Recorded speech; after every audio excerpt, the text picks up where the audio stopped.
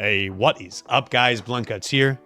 This is a Watcher of Realms video. Thank you so much for tuning into my channel. I really appreciate it. I've got more Sun Wukong content for you today. Today, we're taking a look at Guild Boss 2.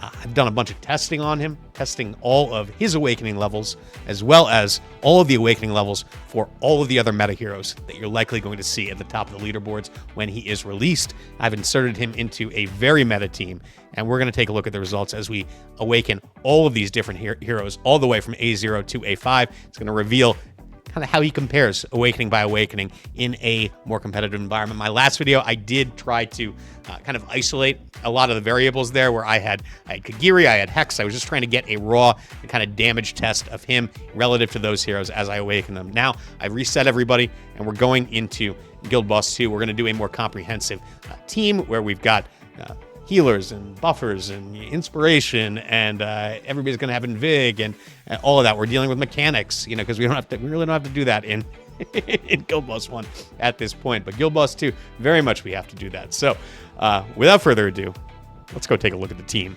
This is the team that I did go with. We've got Nightmare and Arbiters in here. If you go to the global leaderboards for Guild Boss 2, you're going to see a lot of teams at the top that look very, very similar to this. Of course, with the exception that I've got Wukong in here in place of what would typically be, I'd say, like an A5 Arrogance or a Twyla or something along those lines. But Wukong is more than up to the task to replace those heroes. Let's go through the comp real quick here. I'll talk through what everybody is doing. And first up, Torador. Obviously, he is the only legendary choice for a Lord in the Nightmare faction. He is basically the highest HP unit on the field. He's there to eat a lot of the damage that gets directed towards the highest HP units. Kagiri is the best damage-dealing unit currently on global servers for Guild Boss 2, and by a pretty wide margin. The main reason that I want to do this test is to see whether or not Wukong can compare to him. And Kagiri is just incredible. Certainly, he gets a lot from his awakenings. I say you need to get him to A3+ in order to make him really shine. But we're going to start at A0 for all these damage-dealing heroes and then rank them up across multiple runs, and we'll see how the damage does increase. Lust is fantastic, kind of hybrid DPS and buffer. She does provide rage regen to her Nightmare allies, and a really interesting hero. Also an exclusive. I didn't mention, I don't think Kagiri is an exclusive as well. And of course, we've got Wukong, who is just crazy good based on the Guild Boss 1 testing that I did do earlier. We're going to see if that translates over to kind of higher end content where there's higher mitigation stats as far as defense is concerned. See how he functions in kind of a more complete team, more comprehensive team. See how he works compared to the other two exclusives on the Nightmare squad that he is going to be compared with. Elowen, of course, in there for rage regen, heals, as well as her cleanse. She is the best healer in the game. I wouldn't even say in my opinion, I'd say just objectively, she's the best one. She kind of does everything. Moving over to the Arbiters, we've got Praetus. Everybody knows what he does. He brings a crazy amount of true damage. He enables one of the best factions in the game, and he is just a ferocious boss killer. Really love having him. I got him on my main account on Global about a week ago on his banner. I got a couple copies of him, actually. Currently have him A3 on Global, but he is going to be ranked up just like the rest of these damage-dealing heroes from A0 all the way up to A5 over the course of multiple runs. And then we've got Constance in there for inspiration. She is fantastic as well. One of the best units in the game. I do have her. I released a video talking about which units you might want to pair with Lyra on the banner that is coming out this weekend. Constance was number 3 on that list in my mind. One of the best regular Invocation of Spirits units that you can get. So definitely recommend snagging her if you don't have her. Alistair, he is in here to do some damage, but mainly he's in here because he does provide damage reduction, a debuff to the boss. He's going to reduce the boss's damage by 30%, which is essential to pushing further in this fight. And then, of course, we've got Pharisee, who is just crazy, provides a flat reduction to AoE damage. Again, kind of doing the same thing that Alistair does. With his damage reduction, Pharisee is going to do it to all allies that are in his range, and he is just phenomenal. Then Carnelian, OP, unyielding provider. She's just crazy. She prevents death. She doesn't do a crazy amount of healing. She will only heal up to, I think, 30%, but she does apply basically an unkillable buff to all the units, and that is helped. She also has a damage reduction buff that she can apply to everybody in her range as well, which is very helpful later on in this fight. Without further ado, let me show you the run. I will be back afterwards to talk about the results. Before I show you the run, if you could take 1 second, click that thumbs up button. If you are so inclined, give me a sub. That would be much appreciated. It's a free way you can show support for my channel. Really does mean a lot to me. So thank you in advance if you can do that. Let's go take a look at the run.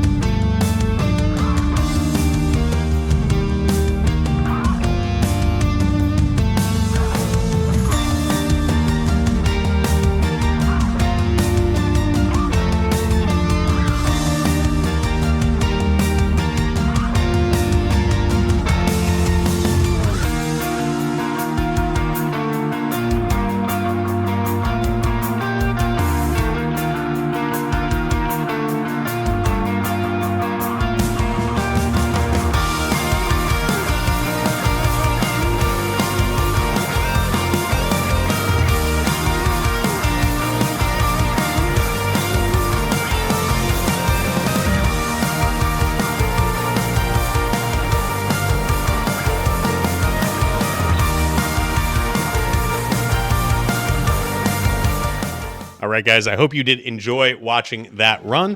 Now let's talk about the results. But before I get into the numbers, I do want to just give everybody a little bit of perspective as to the lens that I am looking at this data through. So I know many of you, if you have seen my previous GB2 videos, you probably already know how I've broken this down, but for the sake of potentially some newcomers, I am just going to go through it as quickly as I can and kind of talk through how I've analyzed this data. So each one of these runs was stopped at 120k mech parts. It seemed like a logical place to stop. That is obviously the top chest, so that is the threshold that I wanted to reach. I did that because I wanted to have consistency across the runs, so I didn't want to really, I guess, introduce the potential for any kind of variation or anything like that. After I did do all of these runs, I did go back and do 2 runs where I did not stop at 120k, and I just saw how far I could get in the fight.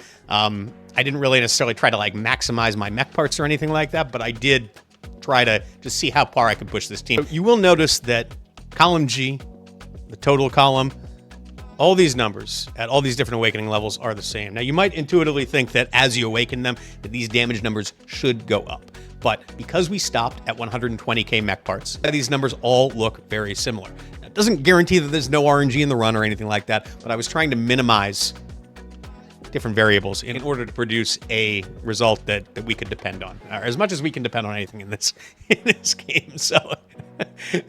So with that in mind, I'm not looking at total damage from the heroes to judge how well or how poorly they did. What I'm looking at instead is the percentage share of the damage that they did in each one of these different awakening levels, because that is representative of how good or bad they are relative to the other heroes. So Looking at the actual table here, I do have obviously different awakening levels on this far left column. Now, one thing I do just want to make clear, I started out with all 5 of these heroes, Lust, Kagiri, Wukong, Praetus, and Alistair, at A0. Every time that I did a new run, I awakened them all to the subsequent level here. First to A1, I did a run. Then I awakened them all to A3, did another run. Awakened them all to A5, and did my final run. What I wanted to do was be able to compare each one of these heroes as they were awakened, so we could have as close to an apples-to-apples comparison as possible. Moving to the right over here, I do have the gear and stats for the different heroes here. I had 3 heroes in Soulbound Arcana. I had 2 heroes in Infernal Roar. All of them, every single one of these heroes was in triple attack percent. All of them were very close to 350 attack speed. Some variation there. Lust was at 337 attack speed. Alistair was at 374 attack speed. I did what I could with the gear that I had on the test server, but beyond that, everybody else was very similar. Most of them were around 300% crit damage. Again, that was 294 at the low end on Alistair to 309% on Lust. So, you know, small variations.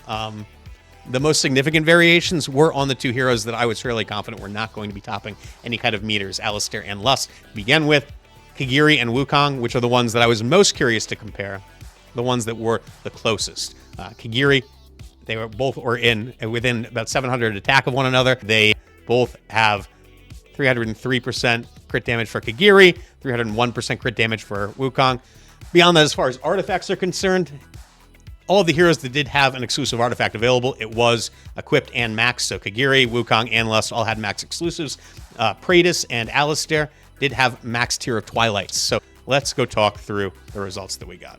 So looking at the A0 level, moving from left to right, Lust did contribute 17.34% of the damage at A0. Kagiri, remember, Kagiri is not all that great at A0. I mean, he's fine. He does some really good things. He just doesn't get overpowered until he gets to A3+. But he did 18.37% of the damage at A0.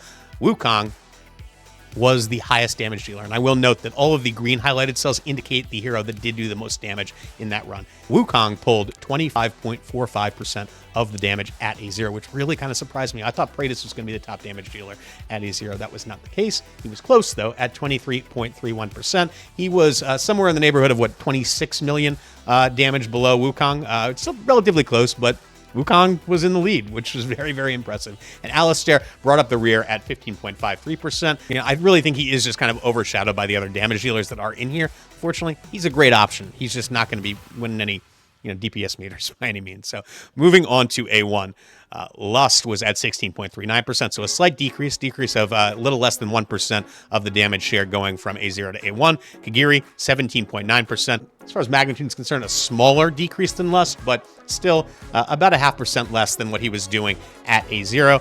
Wukong, again, his lead got chipped away at 24.67, still in the lead though, but barely. Praetus, that big A1 where Praetus restores 3% rage on basic attack is pretty significant here. And part of the reason that he gained on Wukong was because Wukong does not get anything at A1 that does actually increase his damage. He gains an awesome utility skill in that monkey business buff that he provides after the first ultimate, but that doesn't actually increase his damage at all.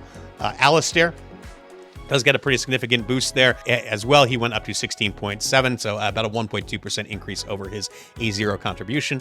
Moving on to A3, and this is where things do get shaken up a bit. So Lust continues her fall. Her awakenings are not all that great until A5, honestly. They're decent, but they're just not great.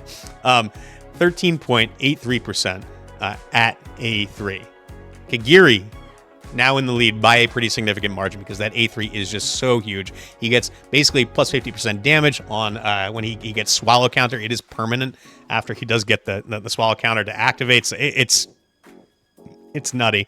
Wukong did, again, kind of fall. Now, it's not a bad awakening for him, Kagiri, to get a much bigger awakening than Wukong did at A3, but Wukong does give his sages basically his Golden Cudgel Strike. It's actually a better version of Golden Cudgel Strike. It's a bigger increase to their damage than his is to his. So still respectable at 22.2%, but still a decrease from his previous 25 and 24% damage shares at A0 and A1.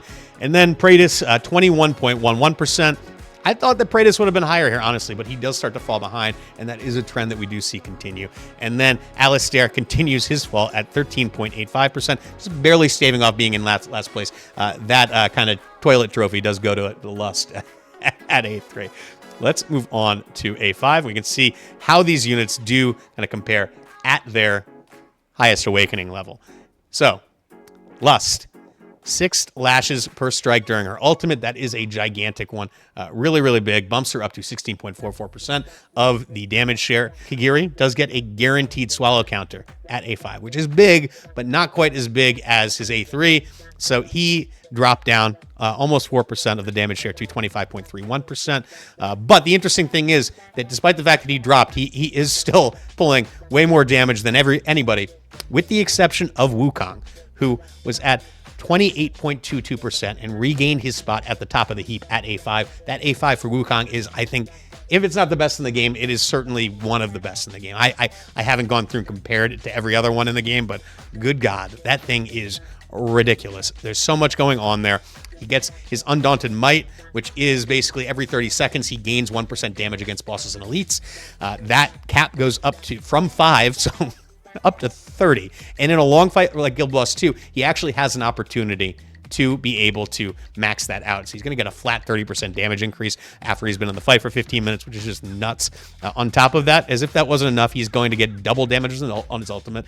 Basically, he typically does 18 strikes pre-A5. After A5, he does 36 strikes on his ultimate. It is a pure doubling of that ultimate. And then on top of that, plus 35% chance to trigger his Golden Cudgel Strike, which is base 25%, so it more than doubles the chance to trigger Golden Cudgel Strike for 12 seconds after he uses his ultimate, which he cycles through very quickly. So that extra chance, that what cumulatively ends up being a 60% chance to trigger that Golden Cudgel Strike, is up a lot of the time. Very high uptime on that. Very, very cool to see. Moving on to Praetus. 18.93% of the damage there. Another fall for the Fat Man. Still really good. You know, it's a solid A5. It just doesn't really compare to what we're seeing on Wukong ultimately. And that's why he continues his fall, because now not only is Kagiri doing just a disproportionate amount of damage, now Wukong is doing even more damage than Kagiri was. Meaning that we get to that total of 120k sooner rather than later, giving the other heroes less opportunity to damage. So yeah, 18.93% for Praetus. Falling off, big man. And then way in the back is Alistair, who has kind of, I'd say, the biggest RNG A5 out of all of these. 50% chance to restore 50% rage on the ultimate. So basically, if you average that out, he's basically getting a 25% on average refund of his rage over time. I think in a long fight like this, the RNG is not going to play as big a role, but you know, admittedly, this could have been something that impacted his damage. He did come in at 11.09%, which by far was the lowest damage contribution over all of these different awakening levels. So that is that.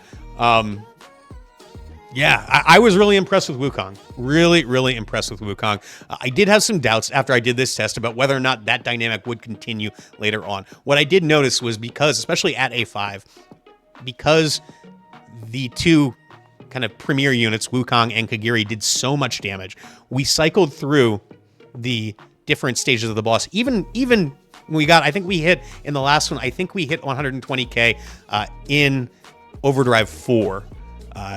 And what I noticed was that we were cycling through the abilities so much that there were times when Kagiri just wasn't getting enough opportunities to be damaged and trigger his ultimate. So I thought that maybe with more time, we might see that even out a little bit.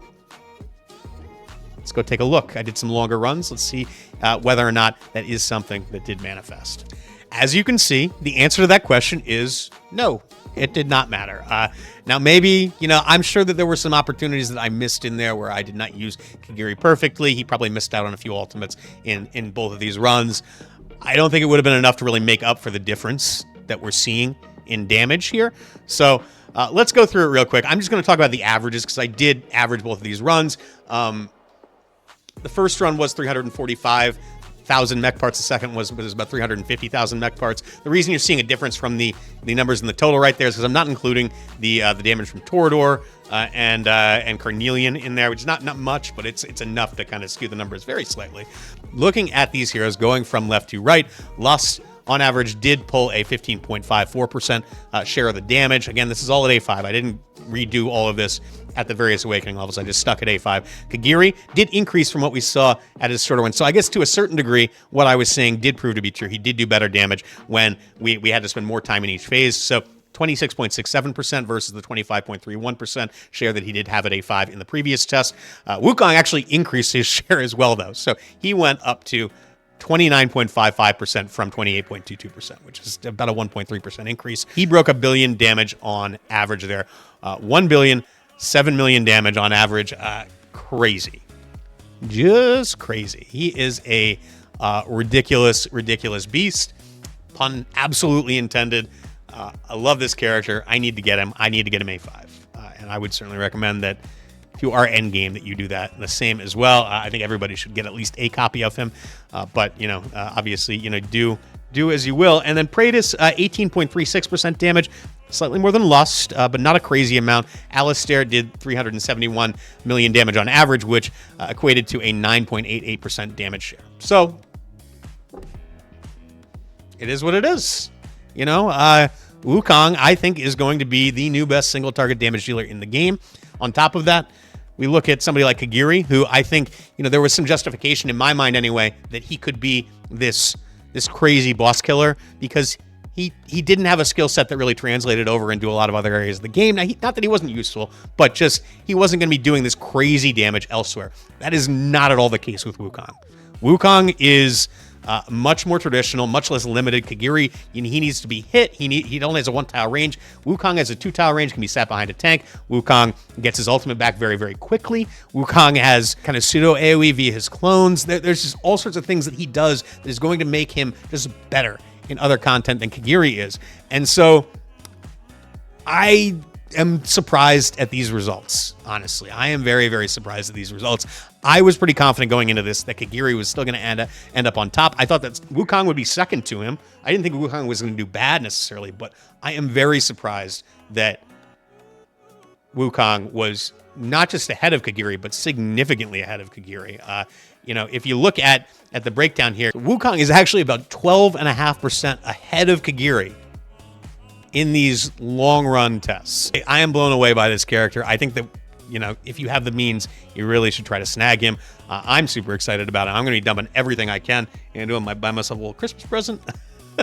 We'll see if I can't help to stack that up a little bit. But yeah, man, I think that he is going to be incredible and just useful in so many different areas of the game. On top of that, he is a Nightmare unit. Nightmare is good almost everywhere in the game that you do need ground-based units. So really, really strong hero and somebody that is going to shake things up. I think in a lot of areas in the game, he's going to be really good in GVG. He's going to be really good in Arena. Yeah, don't miss out. If you're feeling a little FOMO, you should be. I think you want to grab him. But in any case, guys, I think I will probably come back and try. I'm going to try to max this out and see how high I can get. I do know that I think I see Fabu getting up around 420,000 mech parts on global as kind of the top end. I'm going to see if I can't beat that. We're going to see how that goes. But I do think that with some Wukong in my arsenal that I have a shot at that. So we're going to see. Yeah, man. It's impressive. Very impressive. Very, very impressive. Thank you all so much for tuning in. Please do hit that like button. Toss me a sub if you are interested in seeing more of my stuff. I would really appreciate it. Happy holidays to y'all. I will catch you all next time.